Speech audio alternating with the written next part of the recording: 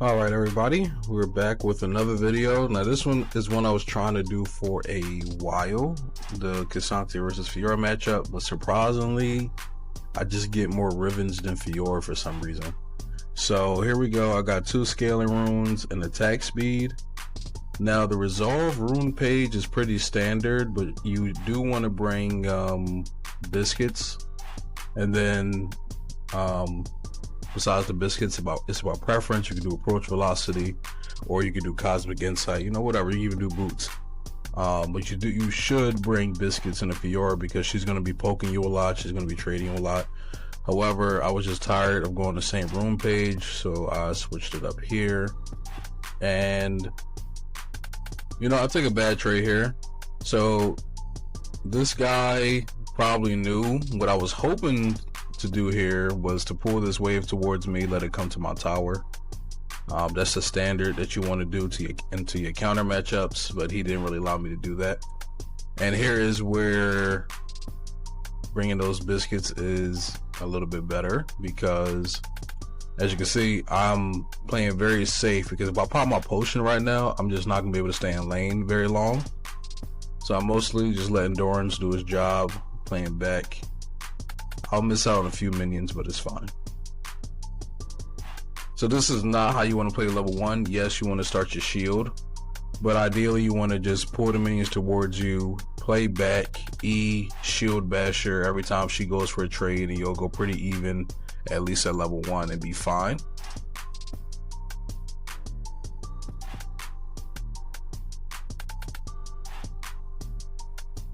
Yep. Now, when I get these Fiora matchups, I get excited. I can't really speak for other people, but this is one of my more liked matchups, even though I don't really like the champion. But it's going to test you, keep your mechanics sharp. And, you know, I've landed against all type of Fioras at this point. Some in the millions of mastery points range. Like this guy had like a couple 100,000, something like that. D1 Masters MMR at this point.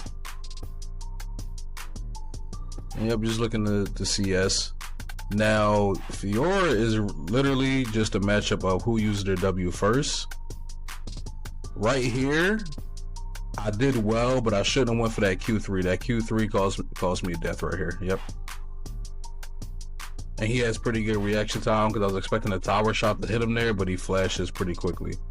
I went too hard for that gank. Everything I did there was okay, but I just shouldn't have went for that last Q3 because her W was still up. For a second there, I forgot that she still had it because she let me land my stun onto her. So just keep that in mind. It would have been a good trade otherwise. So what I want to do here, now that I've died, hard shove, and then try to get like another cloth armor or something. But you know me, I farm like ass, so I'm pretty sure I missed most of this, and I'm not able to do that. Yep.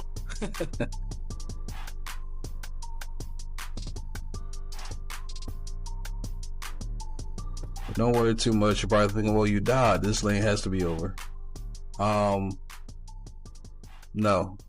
Just because you die, as long as you do what you're supposed to do with your wave, you keep looking for your opportunities, the lane isn't over. In fact, it could work in your favor a lot of times, because once you do have that death, they're going to start to play a different way. Like, they're going to think they got you, and then they're going to be a little bit more relaxed.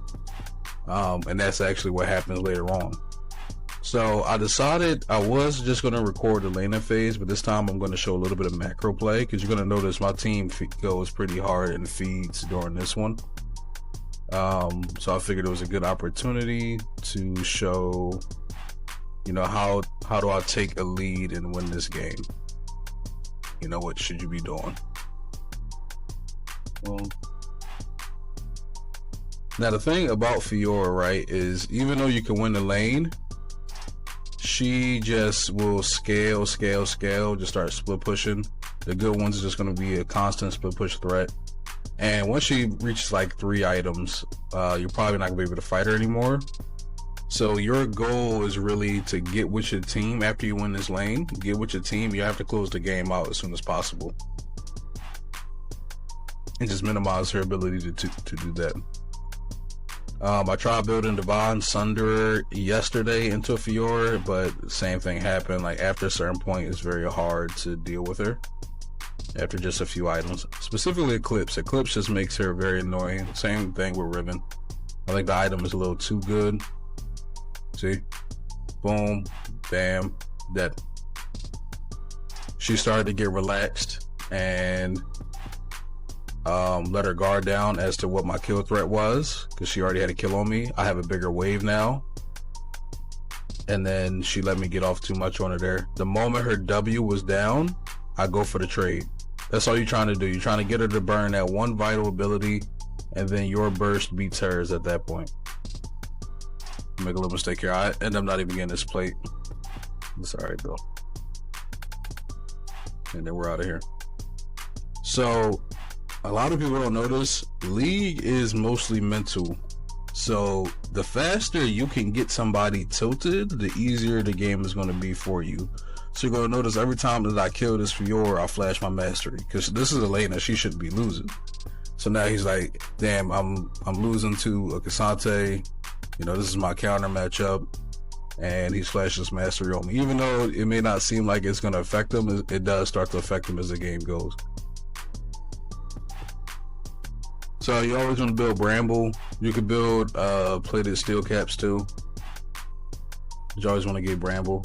But you're going to see right here, like, this area's about to get a triple kill down here. And this game is looking rough.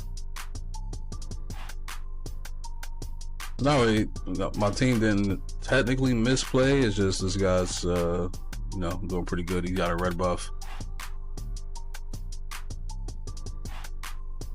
Now, the smart thing for them to do was just to chill out here, but then he goes and tries. This Pike redeems himself later. But yeah, he goes and tries to go for a pull. And there was like, I don't even know who he was aiming for. But, you know, that's all good. So, boom. You just want to get those shield bash procs off. Even if she tries to trade back with you, your E will absorb a good chunk of that. And always make sure you don't cancel your autos.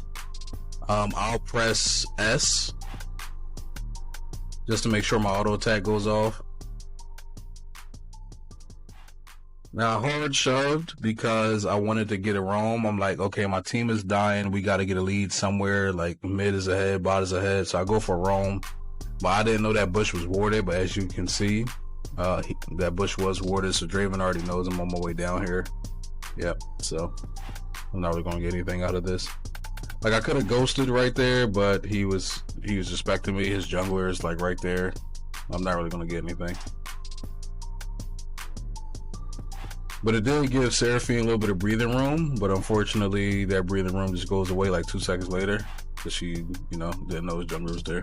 Yep. So the game is looking pretty rough.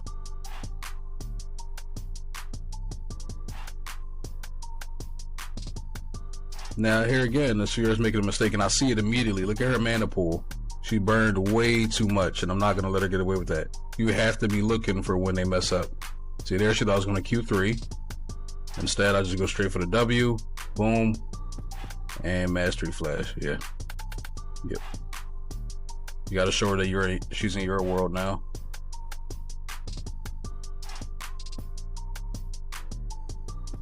Now, here's the mistake this Fiora made is, well, I probably should say it's a mistake just yet.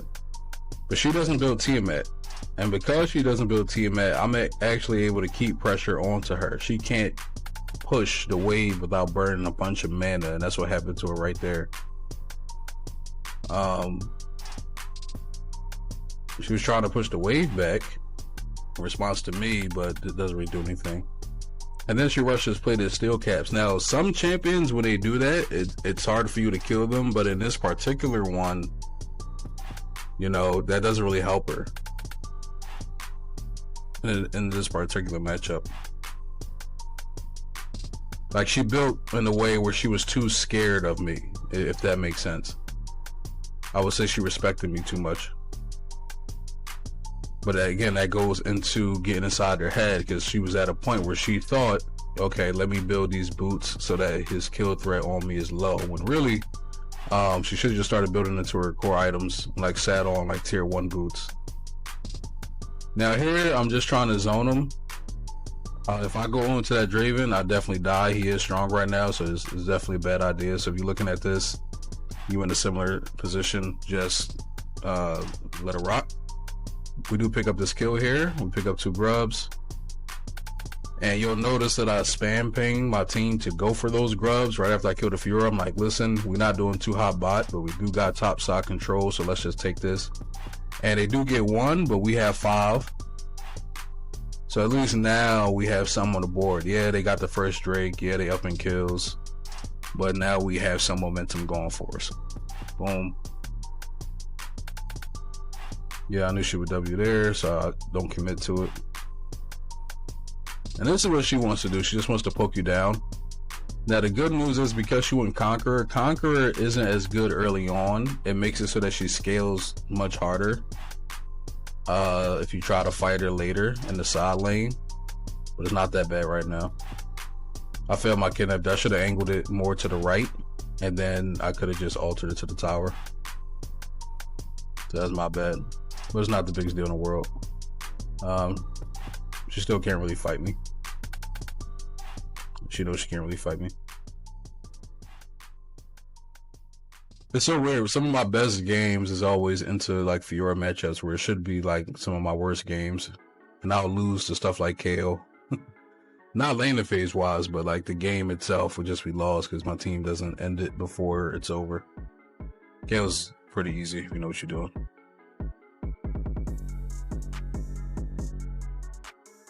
Now here, you probably like, you messed up that ult. And yes, I did. But really all I'm looking for is I want to crash that wave so I could reset. That's all I was really wanted to do. I was hoping I got a good wall angle right there. But even then I was 100% sure I would kill her. I just wanted to back. And then she doesn't really try to fight me right there, so I get away with it anyway.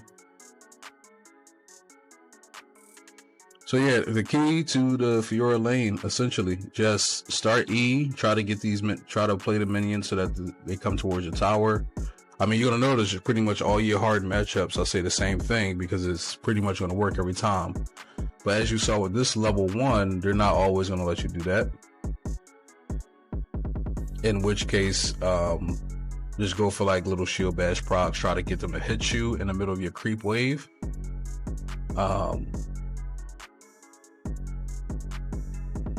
So that your minions hit her, and then either way the minions will start to push back towards you because hers will start killing more of yours.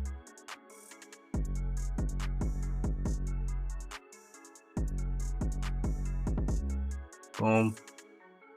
So your itemization, you got a few options. You could sit on a bramble vest and then go right into a Iceborne gauntlet. That one works pretty well.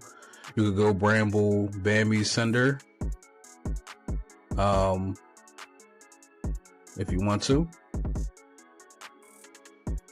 Yeah, I'm just fighting her here. I know I'm stronger than her. I don't have to really respect her, you know. Now here I was expecting my Yi to ult, but he doesn't ult. I committed way too hard for this and it ends up costing me a death. Yeah, I expected him to R there and I should have respected pings, but I don't. Yeah, and there's a whole there's a whole party at top lane. They call the Avengers. But I was expecting to press R.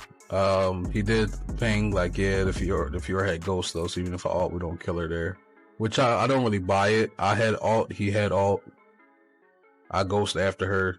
He applies red buff. I mean, we should be able to kill her there.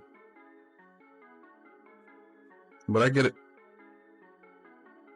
So this is one mistake on my part. Like if your team is spam pinging you, it's probably because there's something coming. I was kind of in the zone right there though.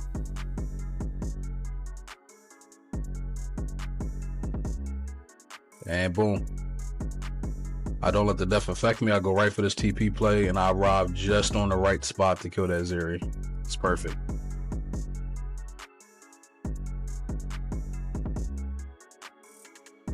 $1,000 gold shutdown for me. So now it's looking good.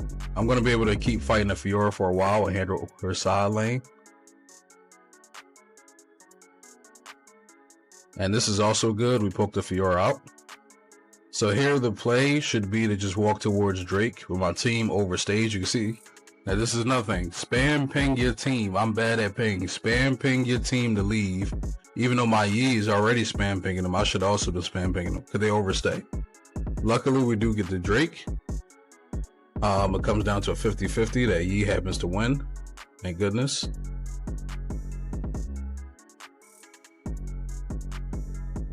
But I have to get the fuck up out of there.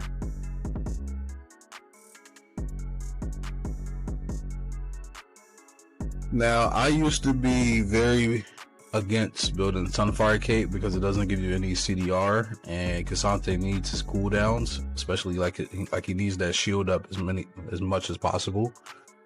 However, into stuff like Fiora, the thing is, like, to carry as a tank, you have to push and then immediately go to your team. Push the wave, go to your team, push the wave, go to your team.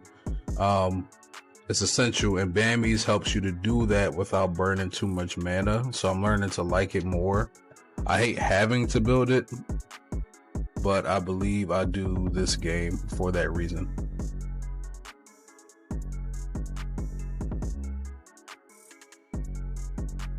It's not a necessity. Like I said, you can just do Bambi's into a Frozen Heart and a Fiora and you'll be fine. But it does help you so that her all-in is harder for her because she's just going to be taking a lot of damage.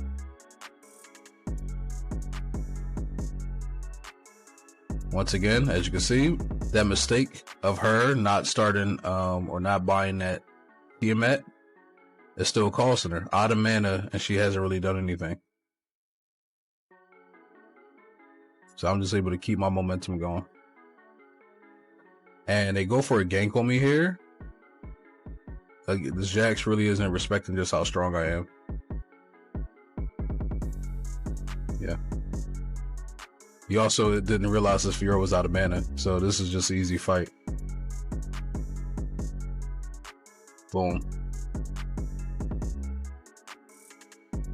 Now, I intentionally didn't want to take that kill because I need gold on somebody else besides me. Because I could have killed the Fiora there again, but if all of the gold is on me, it's not going to be as good. You know, I do want to be able to carry the game. Like, if I ever get focused down or shut down, then that would be pretty much the end of the game. Cassante used to be that 1v9 champion. I just don't think that's him anymore. You could probably 1v2. But next patch it's going to be the same thing, where it's like a lot of his mobility and carry potential is going to be out the window. So you do want to try to get gold on some, like, another carry if you can. Seraphine isn't exactly carry, but you'll see, like, her having gold works out for us very well as the game goes on. It's the reason this champion has such a high win rate. Like, if you play around it, if your team is smart, even if the enemy team tries to build heal cut, it's just not enough. And not a lot of champions can build Serpent's Fang to stop the shielding either.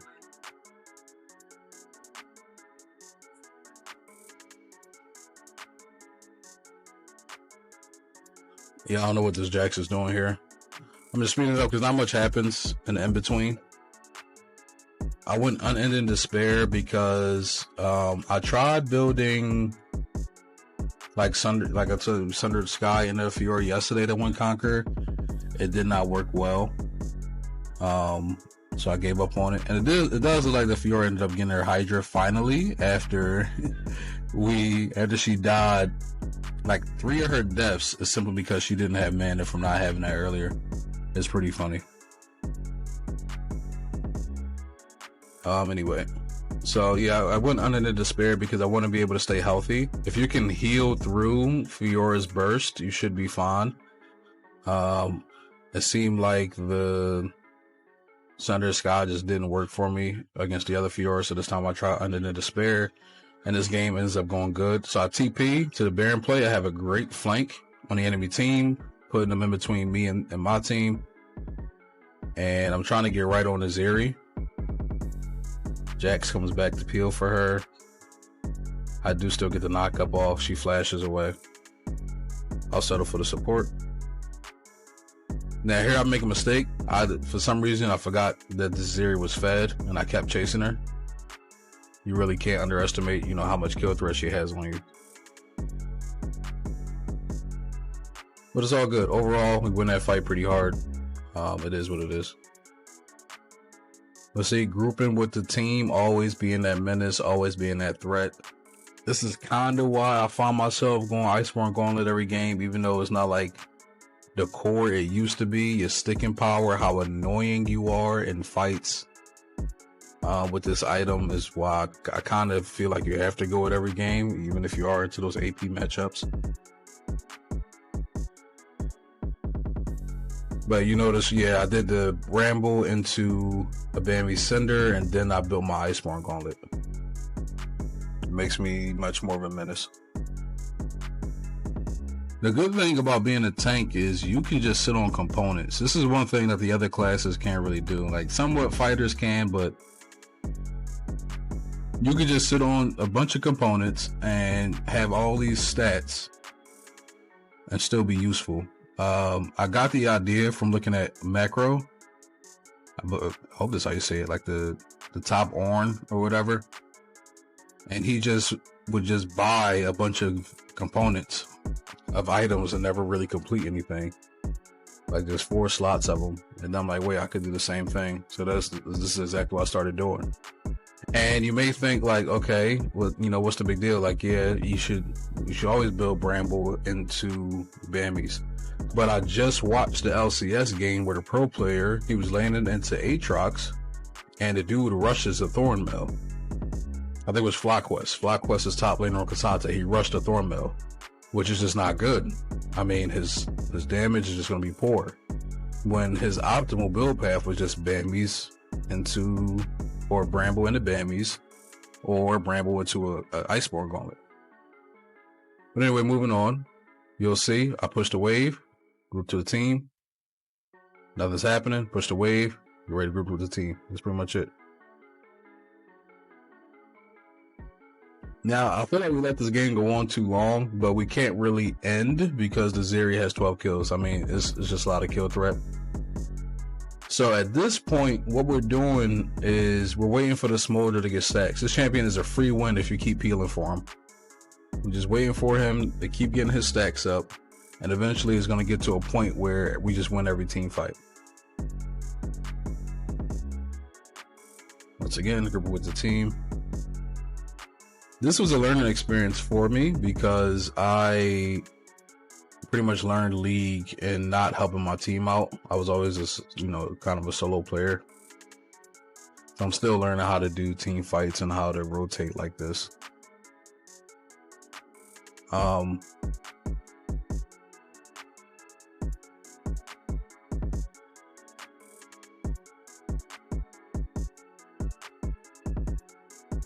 I immediately TP. I don't really get anything out of this teleport. It was a good teleport because the ward I TP to had just died, so I don't even think they really saw me.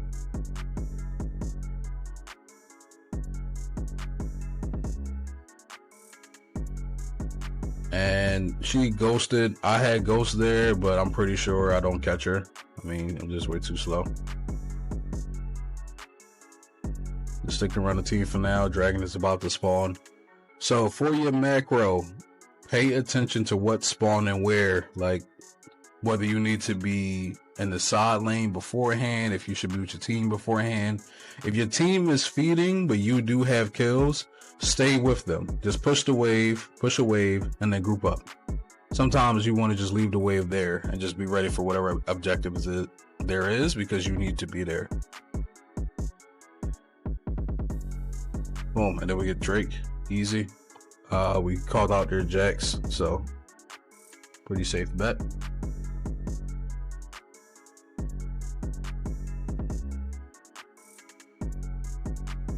Well, this is what I mean with that Pike redeeming himself. He gets a lot of picks here.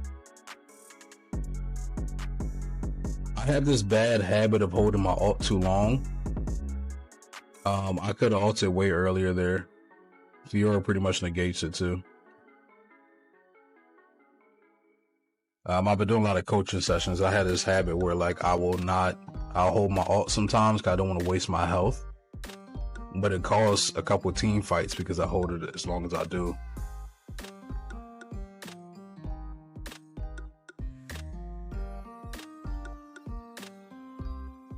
Okay, so we got this Baron.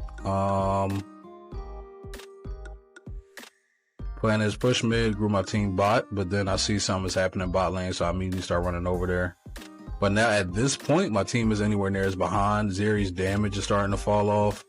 Draven is still strong, but I mean, even though she's good at kiting, that's about all she's good for.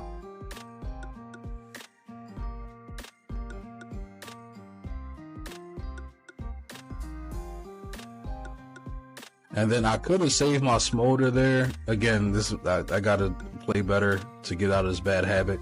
If I had walked up and ulted that Draven immediately, my Smolder might have lived. I'm not 100% sure. I gotta watch a replay again. But again, it's pretty much over at this point. I don't know why it lasts as long as it does. But we came back just with good team play. Like, Seraphine is really good. The Pyke made good hooks. I'm a good distraction so that Yi could do his job, because they can't just ignore me and focus Yi down, because I can get right into the back line too. When we all in their jungle, this fight is bad, but Pyke redeems it with some good ults. So this is a good reminder not to flame your teammates, because imagine if, like, when bot lane was dying earlier, I was like, man, you guys suck, how could y'all play this bad, blah blah blah. It would have probably affected his play. And then I think on stream yesterday, like, my team was doing bad early on, and I was just like saying Cassante quotes to motivate him, and then my mid laner stopped tilting and then we won. It was like the funniest thing. Just say encouraging things in chat. That's another way that you can really win a game. Just be like, come on guys, you can do it. It seems so cheesy, but the amount of times that this actually works is crazy. So this is pretty much it. Like, the Fiora is too behind for her to be a side lane threat. She still hasn't even taken this tier 2 tower up here yet, because I've just been playing the team game. We've taken the objectives. Now, sadly, this may not always work if your team is bad. Like, if you're like Plaid, Emerald, I mean, this isn't always going to work. But you just have to figure out who is your go-to. Like, do you have a carry jungler? Do you have a carry mid laner, like an Akali or something? And your job is just to peel for them. I probably should be slowing down this team fight here, but it's fine. We get Jax there. Boom. Support down. But we can't close, because again, the Draven is still strong. It's not like his lead just went away. He's very hard to deal with. Yeah. Pretty annoying. Don't worry, Smolder lives here. Thanks to that, we stacked 3 Cloud Drakes, so he's not catching them anytime soon. And then we just get a Baron and end.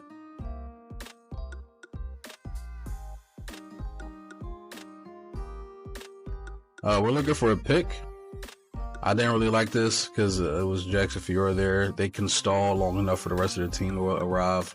It's not like an ADC or something.